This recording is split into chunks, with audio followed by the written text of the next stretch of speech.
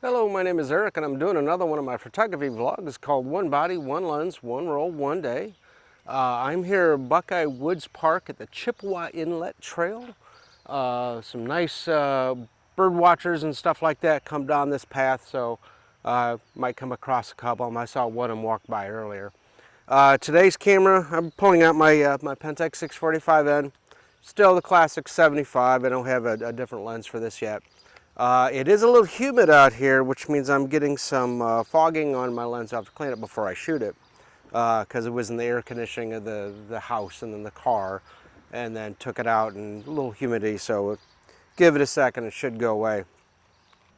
Today's film is the Film Photography Project X-Ray 120. It is a very high contrast 100 speed black and white. This was pretty much in date, so I'm going to shoot it normally. Maybe I'll back it off to 80, a little like a third stop, just to tweak the contrast a little bit. But no exposure adjustment due to expired film or anything like that. So this is current stock. All right, I'm going to load it up and be right back. Okay, I got it loaded in my film bag. Oh, sorry, my film bag. Some of the twin lens cameras I've shot before, the film kind of goes from just one end to the other and kind of curls around, kind of like a C shape. This one kind of does like a little S snake. So when you shoot it, the film plane hits the front curtain, not from like this side to this side. It kind of goes from bottom and snakes to the top. So just be careful when you're loading these. I did a mistake episode where I loaded it wrong, and now I caught it and respindled it in the darkroom, which was a trip and a half trying to figure that one out. But then I reloaded and finished up that episode. We're at shot 1. This is 100 speed film. I'm going to back it off to ISO 80 just to give it a little touch of overexposure, just to give it a little extra contrast, even though this is a high contrast film. All right, let me go down the path. Let's see what we can get.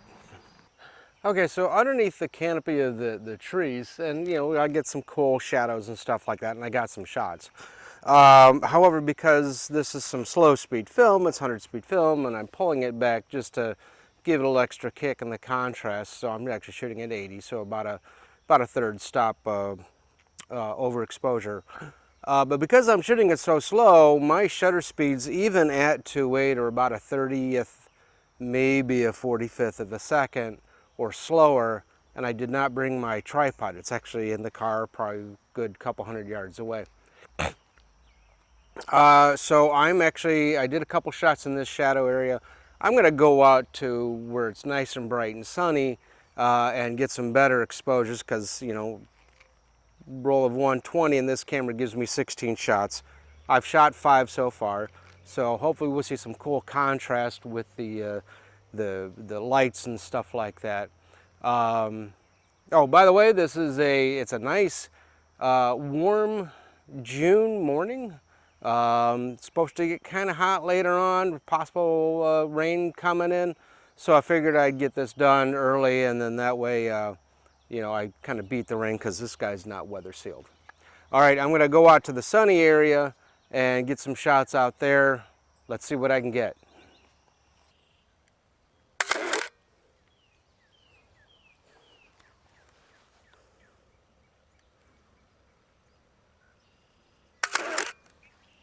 Okay, this is the standard 75 millimeter, which would be like a 50 millimeter and a 35 millimeter camera. It does not have a great macro. I'm kind of getting about maybe a 1 foot area, so I'm having the flower stand up a little bit, but I'm not getting in tight on the flower. That's when you use an actual macro lens or extension tubes, and I've seen extension tubes for these. Maybe I'll have to pick up on a set. All right, I'm about shot 10, about 6 more shots to go. I'm going to keep going down the path and see what else I can get. Well, there's an awesome sky going on with some very wispy clouds. Should have brought my orange filter, had them really stand out, but that's back at home. So I'm going to get a shot, and hopefully just the nice high contrast of film will help pull it out a little bit. Polarizers could do the same thing. But for the blue sky with clouds, orange filters are the way to go. Just realize it's going to slow you down, so using slower film and a slightly darker filter. Get you some really awesome results. You may have to pull out your tripod or monopod or lean against something. All right, let me see what I can get. All right, so when shooting black and white film, sometimes the colors you're looking at can be the same shade as interpreted by black and white. So you can get an orange tone or a mid-red to show up the same shade of gray, dark gray, as the green grass. So sometimes looking for patterns or textures or something like that, or something would cause it to stand out a little bit more. Because if you shoot and it's all kind of that even gray, it's maybe not as interesting. Now this is a bunch of greenery here, but the path kind of breaks it up. I'm trying to use some of these little lights to help break it up a little bit and get some interest going. The other thing you can use again is colored filters. If I wanted this green grass to pop a little bit more, I'd be using a green filter. Everything's going to go very light. And the exact opposite, red. So if there was anything red, it would go black. So there's a red barn back there. If I had a red filter, I'd shoot the grass, shoot so it's got all this greenery in the red barn. Red with a red filter, the barn would go light and the grass would go dark, but with a green filter, the green would go light and the barn would go dark. Not a right or wrong answer, it just comes down to a style choice, and just realize you're shooting through your darker filter. So either a bright sunny day like today or put it on a monopod or tripod. Glance at a color wheel, kind of see which colors, and maybe you'll wind up with 2 or 3 filters. I've got 2, I've got a yellow and an orange. Eventually I'm going to wind up with a red. Maybe hand off my yellow to a student or something like that, let them play with it. But I'll probably wind up with a red and a green and the orange. So those are probably the 3 that I'll eventually wind up having. I've got one of them right now, the orange. All right, I got like 1 shot left. I'm gonna get a shot of this curl right here. Hang on a second. And that's the end of the roll. So remember, today's camera is the Pentax 645N, standard 75mm. For those of you that shoot 35mm film, any of the standard 35mm bodies, this is equivalent to about a 50.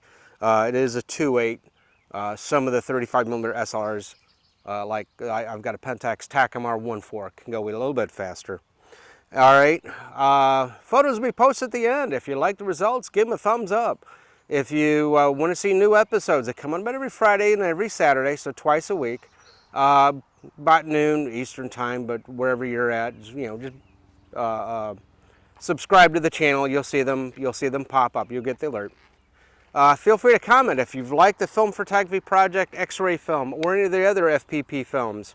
I've shot a couple of them. I don't remember what the other one that I shot earlier. Maybe it was another roll of X-ray. All right, we'll see you next episode.